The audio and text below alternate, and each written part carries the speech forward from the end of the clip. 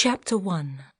The grey-haired man scrambled to his feet, his knees protesting his 60 years, staring curiously at the object fluttering across the lake's frozen surface. He squinted, struggling to focus that he could determine what it was.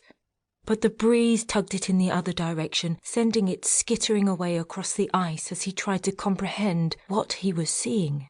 Was it a bracelet? Or something else? Yesterday he'd picked up a fishing lure that had fallen off during one of his previous attempts.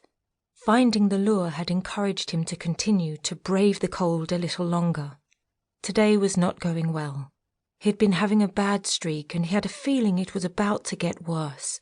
So far, the only thing he had to show for his efforts was a purple lump on his forehead from where he'd slipped on the ice, and the wind was picking up. Perhaps he should go back to his cabin, he thought, and try again tomorrow. He returned his attention to his fishing pole, but then, glancing up, he saw it again, this time a little closer. What could it be?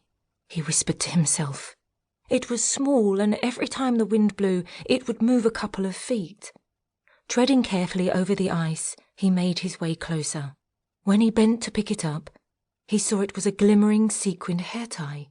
A scrunchie, as his granddaughter called them. His heart pounded as he saw this one was covered in blood. He stared around in concern.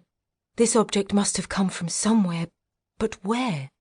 As he surveyed the lake again, this time he saw it, camouflaged by a drift of snow. A crack in the ice.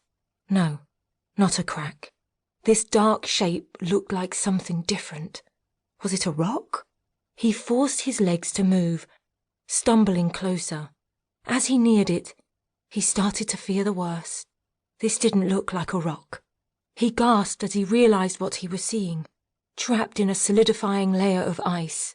It was a body, a woman, frozen in the water, her matted blonde hair partially covering her face. Her eyes were wide open, and in horror, he realized the ice had frozen them in place. "No," he whispered. Shaking with the effort and cold, he leaned carefully forward and touched her outstretched arm.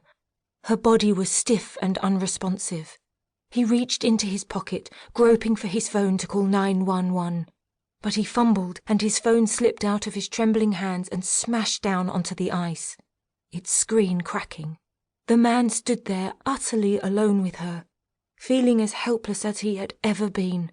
Just he and this woman, alone out there, sinking to his knees. He wept. Chapter 2. FBI Special Agent Katie Winter stood outside the shack, gun drawn, and checked her ammunition for the third time. She released the safety, took a deep breath, closed her eyes, and prepared for the worst. There was a killer behind those doors, ready to take her life as soon as she would take his. A seasoned criminal. He had broken out of the prison van on the way to the courthouse in Norfolk, Virginia, yesterday. He had killed a guard and gone on the run. Now he was holed up in here, armed and dangerous. All around her, the SWAT team swarmed, ready for the dawn raid. Tension and focus sizzled in the air as she heard their murmured voices. She knew she had backup, but that did not put her at ease. Relying on others was a sure way to get killed. She'd seen it happen too many times, and this was her case. She would take the lead. At 5'8", with dark brown hair pulled back in a bun, and feeling much older than her 32 years, Katie was as good of a shot as all these SWAT men. She had taken down more killers than she wanted to remember in her 10 years with the FBI, but each one brought something new and unpredictable. She remembered the first case she worked.